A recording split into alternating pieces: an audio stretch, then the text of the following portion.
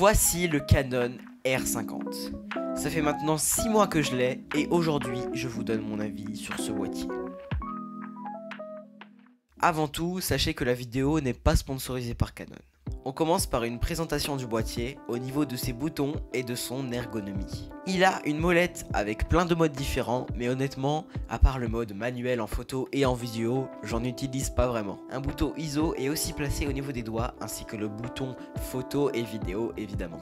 Cette molette est pour moi assignée à la vitesse d'obturation, mais vous pouvez la personnaliser pour ce que vous voulez. Quant à l'écran, il est orientable et tactile, et il est super réactif, franchement c'est impressionnant. Et on a aussi un viseur qui ne se refuse pas.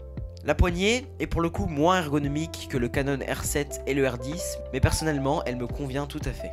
Je trouve que la prise de main se fait très naturellement, et c'est très agréable de l'avoir en main. Au niveau de son poids, il pèse 328 grammes sans objectif, ce qui est un gros avantage pour moi parce que je fais beaucoup de vidéos en montagne et en randonnée, le poids est très important. Bon, maintenant, l'une des choses les plus importantes pour moi, c'est la qualité d'image. Il dispose d'un capteur APS-C de 24,2 mégapixels. On peut filmer jusqu'en 4K à 25 images par seconde, mais il ne peut pas faire de ralenti en 4K, ce qui est un de ses points faibles. Cependant, en HD, c'est possible. Je vous conseille énormément de filmer en 4K HDR car c'est un format qui vous permettra de filmer en 10 bits et d'avoir une meilleure marge au niveau de la colorimétrie. Et visuellement parlant, il n'y a pas que la technique, je trouve que sa qualité est très belle, que ce soit en photo ou en vidéo. Pour la photo, il fait évidemment du RAW, mais je ne suis pas spécialisé en photo, donc là-dessus je pourrais pas vous donner énormément de conseils. En tout cas, en tant que plutôt vidéaste qui fait 2-3 photos de temps en temps, je trouve que la qualité est super, encore une fois. En résumant, visuellement et techniquement, c'est pour moi une pépite. En revanche, si vous êtes professionnel, il ne vous suffira pas, car il n'a pas de log et d'autres options plus poussées. Je vais maintenant vous résumer certains défauts et points forts, et ensuite je vous donnerai mon avis direct, et selon moi, pour qui ce boîtier est-il adressé. Il est très petit et léger, ce qui comme dit est très pratique. La monture RF, ce qui permet de mettre des super objectifs dessus.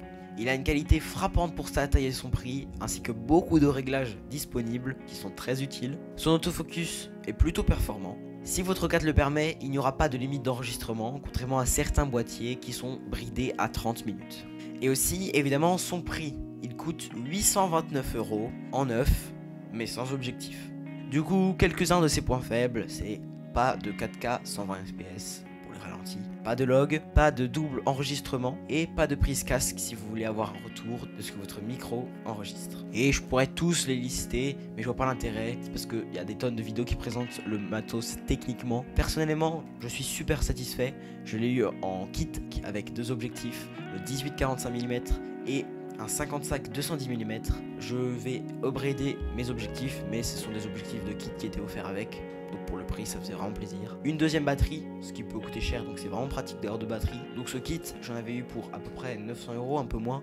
Donc c'est quasiment le prix du boîtier à nu. Donc ce genre d'offre là ça fait vachement plaisir, ça aide. Je comptais l'acheter en occasion au début, enfin reconditionné.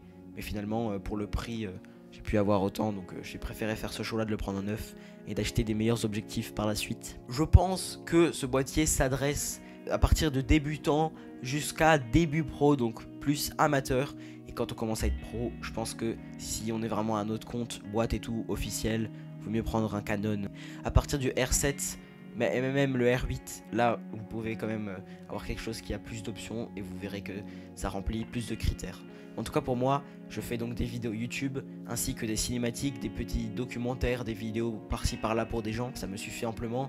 Forcément, il y a le rêve des boîtiers incroyables comme le R5, le R6, etc. Mais je trouve que le R50 est super. Il a été créé plus pour les créateurs de contenu, mais pour mes vidéos YouTube et même vidéos pro, je trouve qu'il est vraiment top et il fait super bien le taf.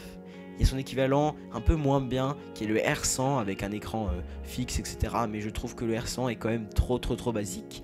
Ça reste pour un appareil photo familial. Mais à partir du R50, on peut commencer à faire des choses bien pro et ça c'est vraiment sympa. Donc moi mon avis c'est que ce boîtier est super polyvalent. Il vous permet pour le vlog, les vidéos YouTube, si vous débutez en vidéo pro, pour les cinématiques, etc. Moi j'en suis satisfait, je suis impressionné tous les jours, je découvre des nouvelles options, c'est juste génial. Donc pour moi ce boîtier est un très bon rapport qualité-prix. Pour l'instant il m'a satisfait, je n'ai jamais eu de points vraiment faibles qui m'ont fait dire je regrette cet achat. Pour l'instant je ne regrette absolument pas.